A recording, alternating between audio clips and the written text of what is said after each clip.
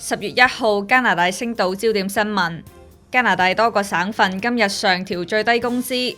今次受惠嘅省份包括安省、緬省、沙省、新斯高沙省同埋愛德華王子島。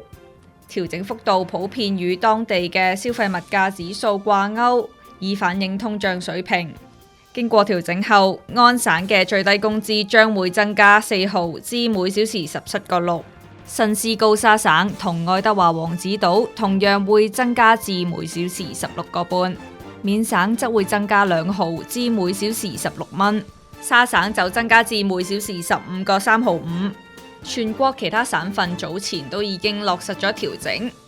卑斯省喺6月1號提升至17.85，魁省喺5月1號加至16.1，紐賓士域省同紐芬蘭與拉布拉多省就喺4月1號加至分別15.65同埋16蚊。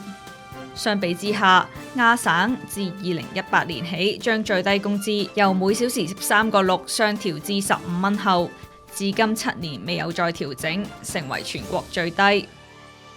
下載加拿大星島應用程式，瀏覽更多新聞。